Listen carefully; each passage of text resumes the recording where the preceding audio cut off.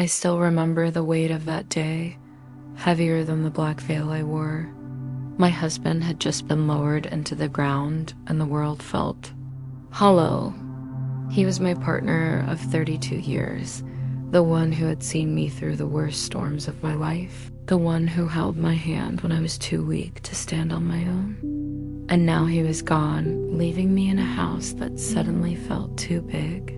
Too empty, too cold. The church hall buzzed with murmurs after the service. Some guests whispered condolences, others spoke of my husband's generosity, but I couldn't help noticing the way my stepson's eyes lingered on me. It wasn't grief I saw there. No, it was something colder calculated. I shivered, though the day was warm. He was my husband's only child from his first marriage. He and I had never been close. He tolerated me while his father was alive, but there was always a distance, always that look in his eyes that said, "You're not really part of us." My husband always tried to bridge that gap, reminding him that I was his wife, his companion, his choice. But my stepson, he never truly accepted me. And now that his father was gone, the thin thread of civility that bound us together had snapped. After the burial, people came back to the house. I was too numb to play hostess, but I tried. The kitchen filled with the smell of coffee and casseroles people had brought. The living room filled with chatter. And yet I sat in a corner, silent, watching. My stepson didn't bother to hide his smirk when he walked in like he owned the place. He poured himself a drink without asking, sat in my husband's chair, leaned back like a king returned to his throne. It stung. That chair had been my husband's favorite place, the spot where he read the newspaper every morning and dozed off after dinner. Seeing someone else sit there so casually, so arrogantly, it twisted something inside me. When the last guest left, my stepson stayed behind. He looked around the room, his eyes scanning the walls, the shelves, the photographs. I could feel his judgment in the silence. Finally, he said, almost casually, "Well, this place will need some changes." I frowned. "Excuse me?" He shrugged. "It's too cluttered, too old-fashioned. Dad's gone now. You don't need to live like this anymore." I was too exhausted to argue, but his tone struck me. It wasn't concern. It wasn't sympathy. It was possession. Like he was already rearranging my life in his head, moving me aside like a piece of furniture. That night, after everyone was gone, I walked through the house slowly, touching the things my husband and I had chosen together, the curtains we argued over, the china set we saved up for, the little knickknacks from trips we took. And I realized with a chill, my stepson didn't see these as my memories. He saw them as his inheritance. The next morning confirmed it. He came over uninvited, banging on the door as if he already had a key. When I opened it, still in my robe, he walked right in. "We need to talk," he said. I followed him to the kitchen, clutching my robe around me. He opened the fridge, helped himself to orange juice, sat at the table like it was his own. And then he said the words that still echo in my head. "You can stay here for now, but things are going to change. I'll handle the finances from now on, and you'll need to keep the place tidy, no more of this mess. If you want to live here, you'll have to pull your weight." I blinked at him, stunned. "Pull my weight? This is my home." He gave a short laugh, cruel and sharp. "Was your home? Dad's gone, and you don't actually own anything. Everything he had will eventually come to me. So if you don't want to end up in some nursing home sooner rather than later, you'll do as I say. You'll keep this place in order, cook, clean, like you should have been doing all along." It felt like a knife to the chest. I wasn't just grieving, I was being diminished, erased, reduced to a servant in the very house I had built with my husband. My hands trembled. I wanted to shout, to throw him out, to remind him that I had given years of my life to this marriage, to his father. But my voice caught in my throat. I said nothing, just nodded weakly because I didn't have the strength to fight. Not yet, but as he left, smirking like a man who had already won, a small ember began to burn inside me. Because I knew something he didn't, something that would turn his smug confidence into ashes. The will hadn't been read yet. And my husband, God bless him, had been meticulous. He had always told me, "Don't worry, love. I'll take care of you, no matter what happens." So while my stepson strutted around like the master of the house, I stayed quiet. I waited. I let him think he had control, because I knew that soon, very soon, he would learn the truth, and when he did, it would break him. The day of the will reading came faster than I expected. I had barely begun to process the loss of my husband when the lawyer's office called to schedule it. My heart pounded the moment I hung up the phone. This wasn't just a formality. This was the moment of truth. My stepson, of course, was eager. Too eager. The morning of the meeting, he called me, his tone syrupy and smug. "Don't worry, I'll come by and pick you up. We'll go together," he said, as though he were doing me a favor. I almost laughed. I knew he wanted to control how I arrived, how I behaved, how everything unfolded. But I didn't fight him. Not yet. I simply said, "Fine." When he came to the house, he was dressed in his best suit, cologne heavy in the air. He looked like a man preparing to collect his winnings.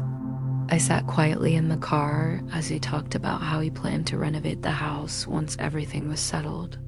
Then I knocked down that wall in the kitchen, open it up. Maybe rent the place out for extra cash. "You can move into something smaller, something more manageable," he said casually, as though I were a piece of furniture being downsized. I stared out the window, biting my tongue. Oh, how badly I wanted to tell him that his plans were nothing but dust in the wind. But no, not yet. When we arrived at the lawyer's office, I felt a shift in the air. The receptionist greeted me warmly, offering condolences. She barely glanced at my stepson. That alone made me stand a little taller. We were ushered into a polished conference room with dark wood furniture and shelves lined with thick legal books. My husband's lawyer, Mr. Carter, sat behind a white desk. He was a kind man in his 70s, with silver hair and a steady, reassuring presence. He had handled my husband's affairs for decades. "Please have a seat," he said, gesturing to the chairs across from him. My stepson dropped into his chair with a self-satisfied sigh, crossing his legs like a man settling into ownership. I sat quietly beside him, folding my hands in my lap, my heart beating so loud I thought they might hear it. Mr. Carter adjusted his glasses and began. "We are here today to read the last will and testament of your late husband, Mr. Richard Thompson. As you know, he was a man who valued clarity, fairness, and foresight. He left very specific instructions, which we will now go through." I glanced at my stepson. His jaw was tight, his eyes gleaming like a predator waiting to pounce on its prey. He was ready to hear the words he thought would crown him the master of all. Mr. Carter read slowly, his voice firm and deliberate. "To my beloved wife, Margaret Thompson, I leave." The words hung in the air. My stepson shifted in his seat, leaning forward. His smirk faltered. "The house located at 142 Maplewood Lane, including all furnishings, belongings, and assets contained within.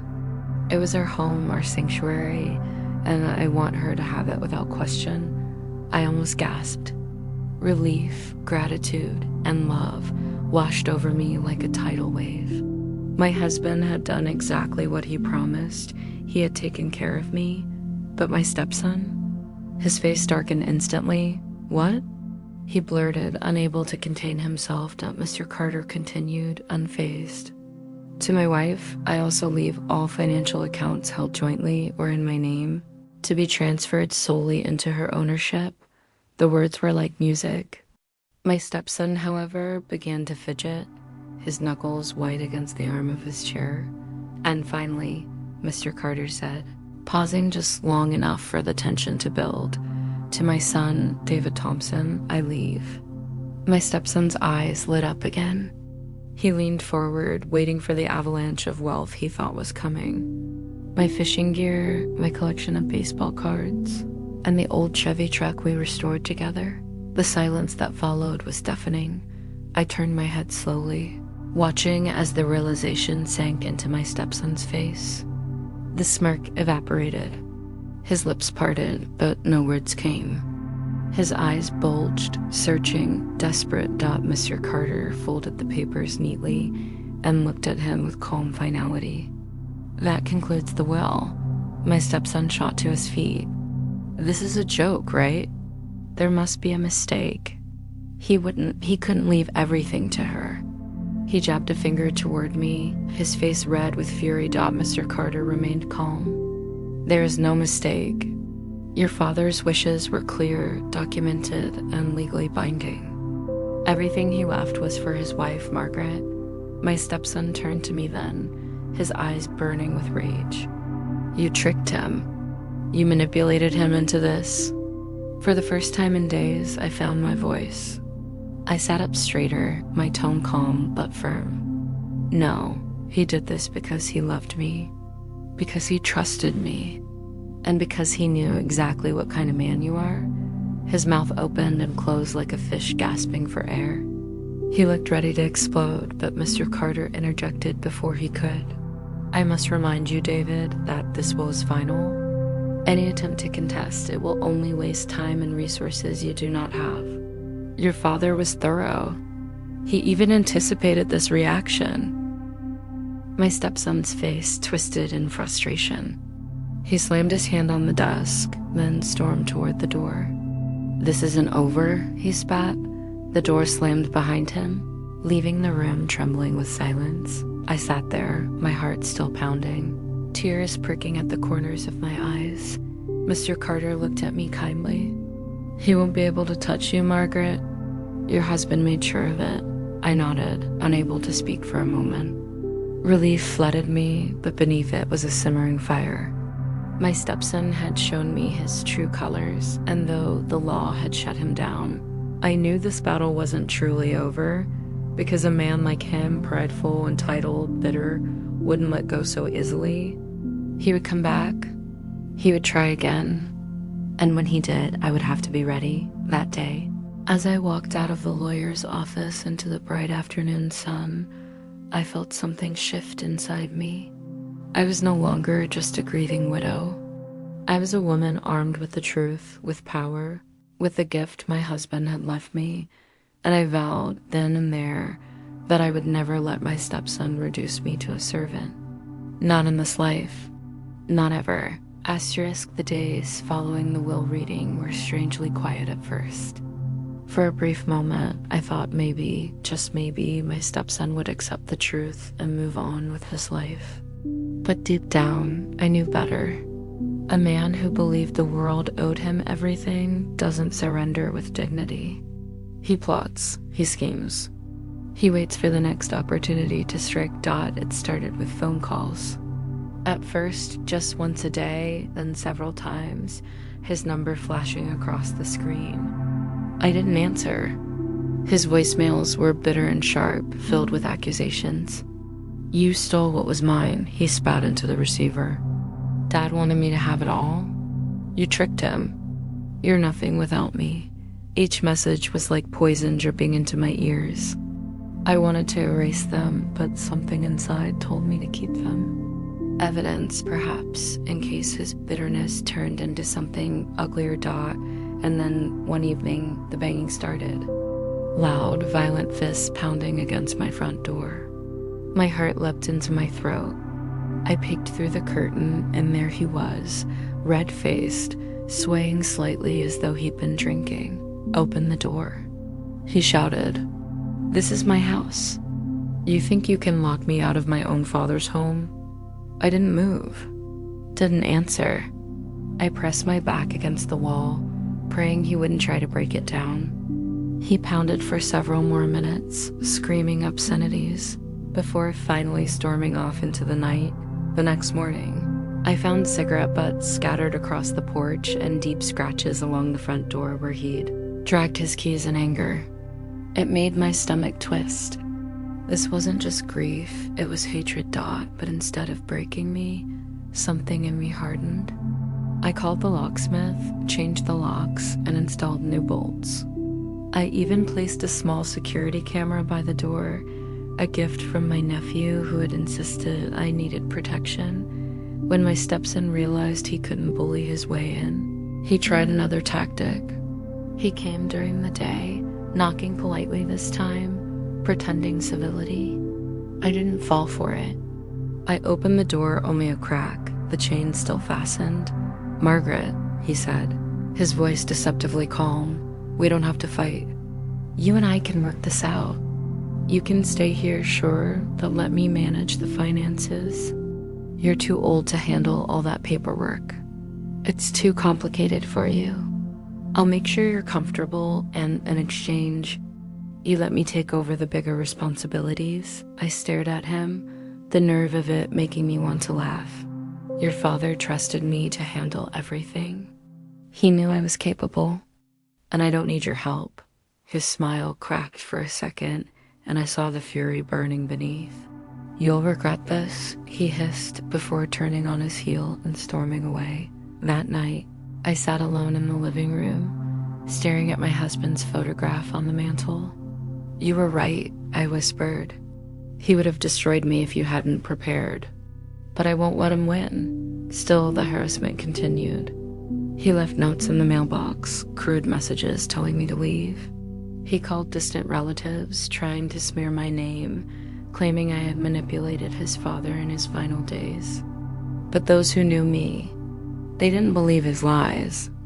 They called to warn me, to reassure me they stood by my side. One evening, after another of his failed attempts, I received a call from Mr. Carter, the lawyer. "Margaret," he said gently, "your husband anticipated this. He left clear protections in the will to ensure David cannot contest it. But if he harasses you, we can take legal measures. Don't be afraid to stand your ground." That conversation gave me courage. For too long, I had been shrinking in my own home, afraid of my stepson's shadow. But now I felt something shift. The next time he came pounding at my door, I opened it wide, not out of submission, but defiance. He stood there, stunned by my boldness. "You need to hear me." "David," I said firmly, my voice steady despite the fear racing through me. "This house is mine. The money, the accounts, everything your father left, it belongs to me. And no amount of screaming, no intimidation, no threats will change that. You can rage all you want, but you will never control me." His face twisted, a storm brewing in his eyes. For a moment, I thought he might strike me. But then he stepped back, sneering. "We'll see about that," he muttered before walking away. I closed the door, my hands shaking, but I felt stronger than I had in weeks. He might come back. He might try again. But he wasn't facing the weak, grieving widow he thought he could control. He was facing a woman who had been underestimated for far too long, and with every insult, every threat, every attempt to break me, he only fueled the fire inside me. I didn't know exactly how the war between us would end, but I knew one thing for certain: I would not be his servant. Not in this house. Not in this life. Never. Asterisk, the weeks rolled on, and with them came a steady drumbeat of hostility from my stepson. He wasn't satisfied with banging on doors or spitting venom over the phone. No, he was a man obsessed, consumed by the belief that he'd been robbed of what he deserved. And when obsession takes root, it twists a person into something far darker. At first, it was subtle. Small things, almost easy to dismiss if I hadn't known better. The trash cans mysteriously knocked over in the morning. Deep scratches along the side of my car. Lights flickering when I knew I hadn't touched the switches. I could feel him, lurking in the background, trying to rattle me. Then came the letters. Anonymous, of course, but I knew his hand well enough. The words scrawled across the paper were dripping with venom. "You don't belong there. This house is mine. Get out before I make you leave." Each time I read one, I felt the cold coil of fear tighten around my chest. But I refused to let him see me crack. I tucked them away in a drawer, every one of them, building my own quiet pile of evidence. Still, fear is a stubborn guest. It slips in even when you bar the doors. At night, I would lie awake, staring at the ceiling, listening to the creaks and groans of the old house. Every sound seemed louder, sharper, like footsteps on the stairs or whispers just beyond the walls. My husband's absence pressed heavier in those hours. He had always been the shield, the steady presence beside me. Now, I had only my courage and the memory of his promises to hold me steady. One night, the worst of my fears came true. A crash shattered the silence glass breaking. My heart leapt as I grabbed the phone with trembling hands. I crept downstairs, careful, silent, and there it was, the living room window. Shattered, the curtains billowing in the night air. I didn't wait. I called the police, my voice steady though my hands shook. They came quickly, lights flashing, footsteps filling the house. And when they searched the yard, what did they find? Cigarette butts, footprints in the dirt, a trail leading back toward the street. They couldn't prove it was him, of course. But I knew. Oh, I knew. The officers, kind but weary, warned me to be careful. "He's unstable," one of them muttered quietly. "If he comes back, don't confront him. Call us immediately." But here's the thing. I wasn't going to live my life like a prisoner in my own home. This house, our house, was built on love, on laughter, on decades of hard work. I wouldn't let him poison it with fear, Dot, so I made a decision. I went back to Mr. Carter, the lawyer, and laid everything bare. The calls, the notes, the window, the harassment. He listened carefully, his brow furrowed. "Margaret," he said, his voice calm but firm, "your husband saw this coming. He told me once years ago that his son's greed would one day consume him. That's why he set up the well so tightly. But he also gave me authority to protect you.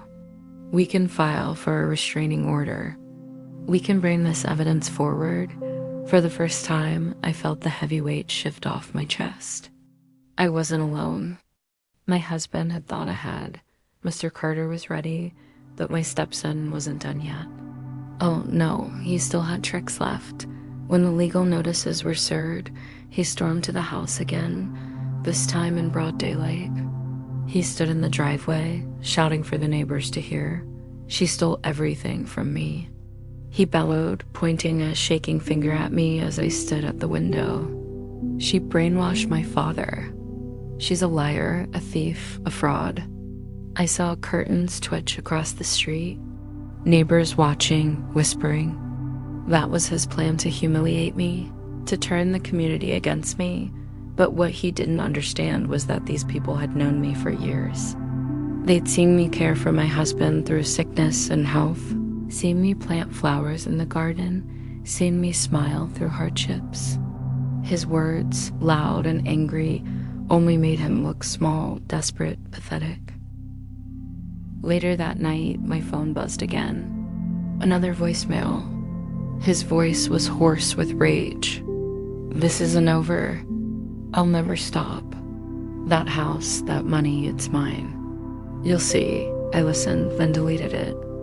And for the first time, instead of fear, I felt a strange calm, because I realized something. Every threat, every outburst, every desperate act. It was proof of his weakness, not mine. I poured myself a cup of tea, sat in my husband's chair, and whispered to his photograph, "You gave me the strength to endure this.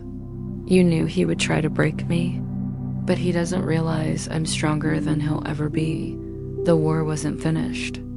I knew the battles would come, sharper and more dangerous. But in that moment, I also knew something else. He had already lost, because the will had given me everything. The house, the money, The independence, the dignity, and no matter how loud he screamed, how much he clawed, how many windows he broke, he couldn't take that away. Asterisk, you know. There comes a moment in every battle when you realize fear has served its purpose. It keeps you cautious, keeps you alert, but if you let it linger too long, it starts to eat away at your soul. And I had no intention of letting that boy, my husband's son, feed on my spirit any longer.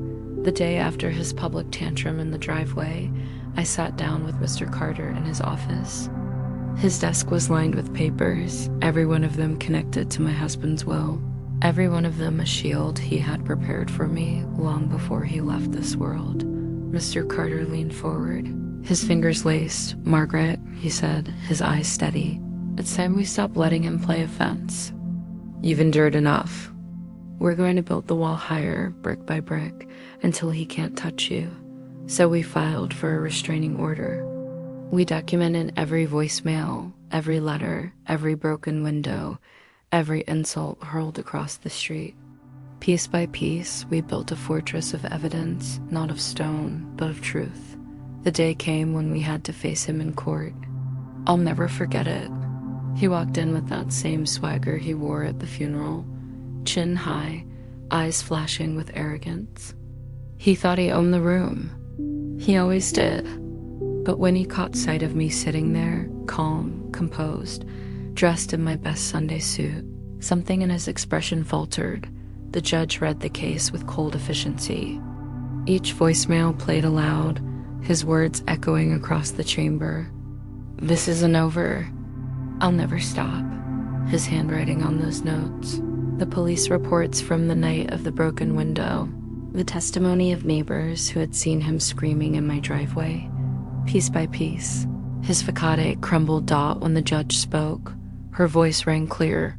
"Sir, you are hereby ordered to remain no less than 500 feet away from Mrs. Whitfield at all times. Any further contact will be considered a violation and met with immediate consequences." His jaw clenched so tightly, I thought his teeth might crack.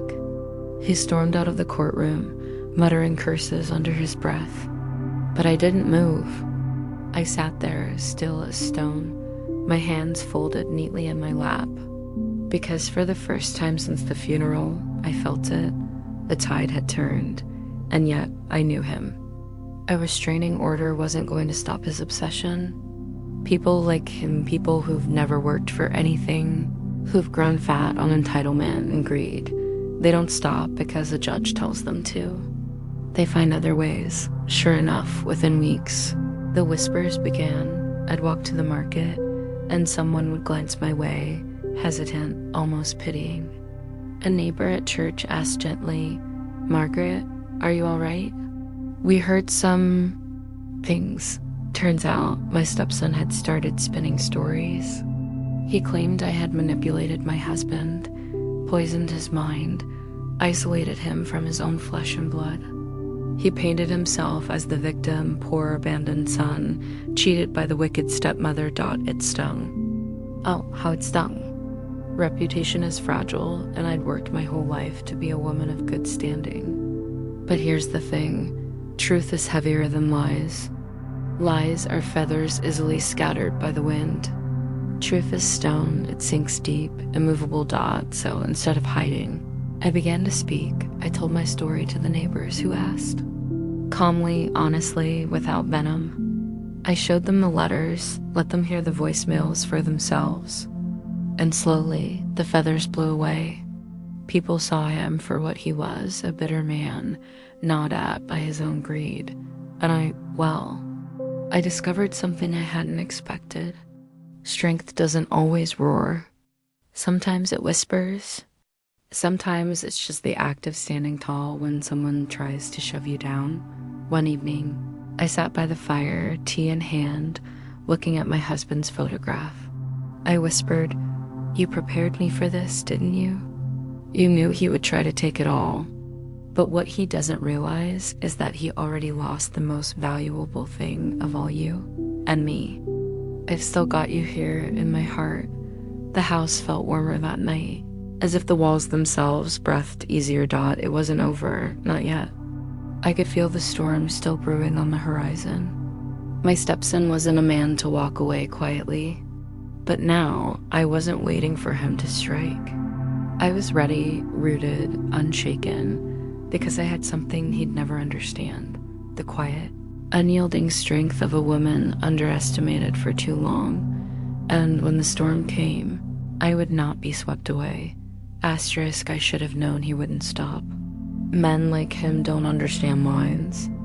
You draw a boundary and they see it as a dare, a challenge.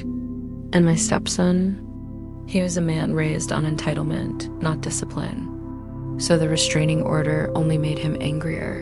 And anger, when mixed with desperation, is a dangerous brew. It began with small signs. The sound of footsteps outside my house at night, a shadow that lingered just beyond the fence.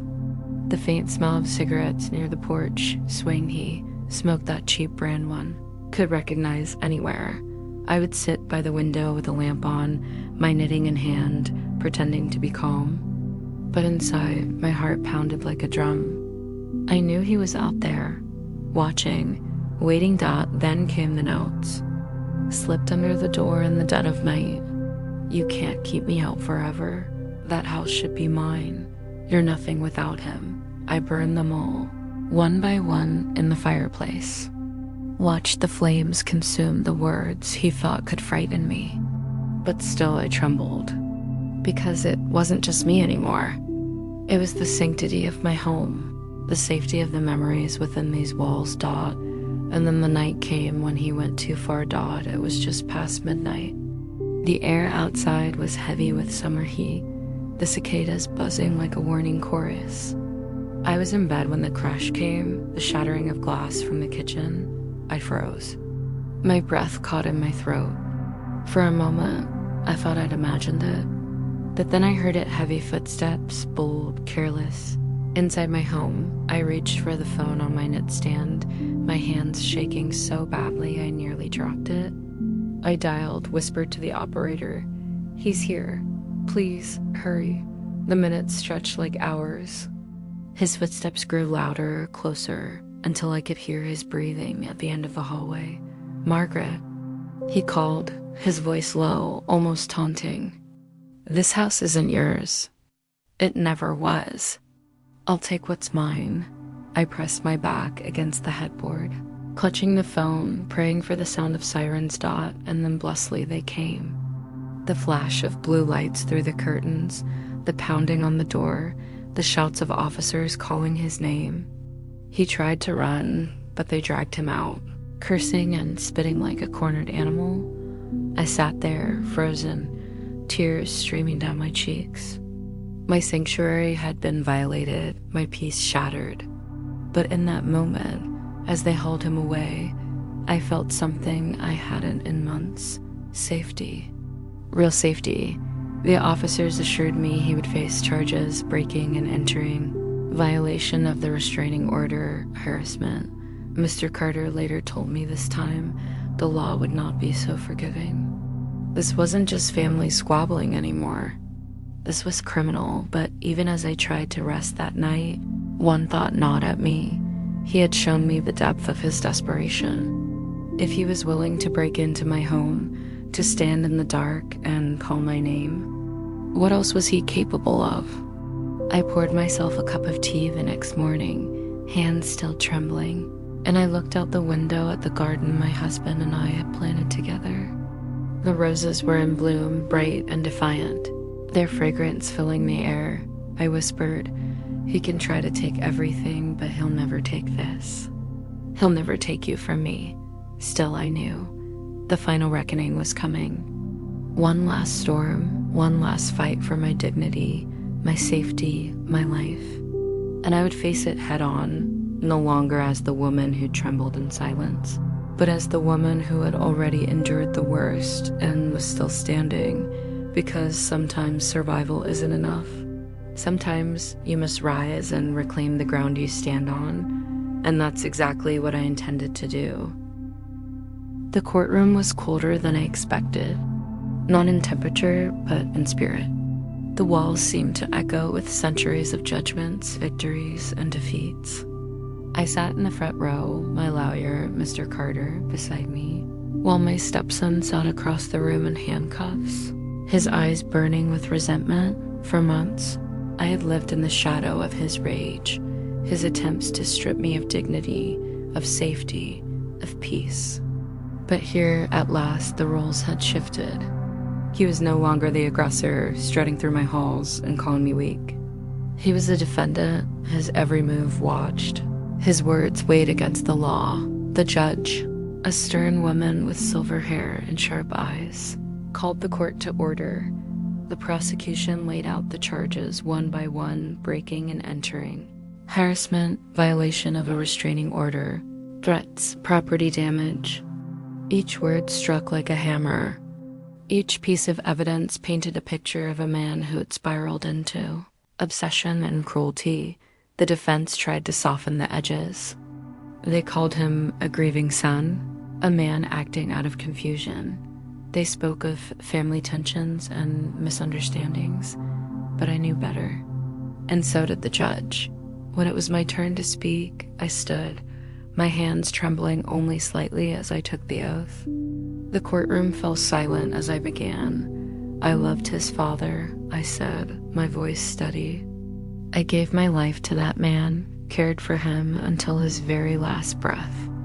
And after his death, I tried to honor his memory, to live quietly, to keep his legacy alive.